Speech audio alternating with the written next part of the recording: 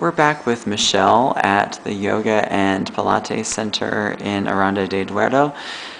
And an issue that a lot of your students have been coming to you with is what kind of restrictions they should place on their diet, because so often we hear of different camps trying to eliminate certain types of food based on their philosophy. So what's your philosophy?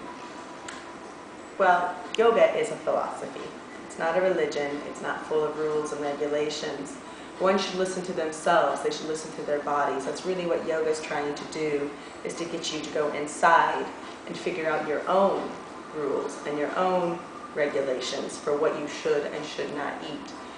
So, yes, it is recommended that one should be a vegetarian, but it doesn't have to be a vegetarian to practice yoga, nor do you have to be a vegan, nor do you have to avoid chocolates and wine and sugar. Like, you might feel better if you avoid these things, but that doesn't mean that you don't practice yoga if you do consume these things.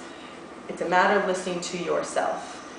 That's the number one thing within yoga, is going inside and listening to your own body, your own spirit, and figuring out what works for you and what does not work for you, rather than listening to what your peers or what the newest fad says is the new rule. So it's extremism that you're trying to avoid in the good yoga system. Right. Balance. It's all about balance. In your personal experience, are there any types of food that you find conflict with the spiritual nature of what you're learning in yoga? Well,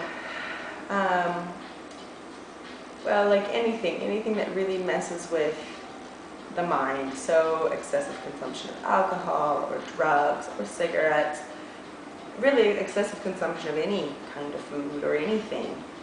Again, as this extremism can conflict with it, or even excessive non-consumption of something can also become an issue.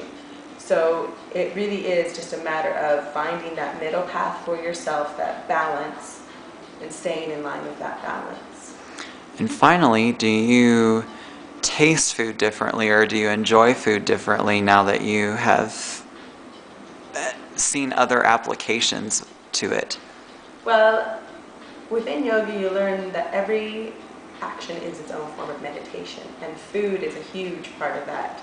So as you cook and as you eat, you really should focus and enjoy every single morsel that enters your mouth, because food is wonderful. It's a fantastic pleasure of life, and it should be enjoyed as such. Okay, that's great. Thanks for sharing with us today.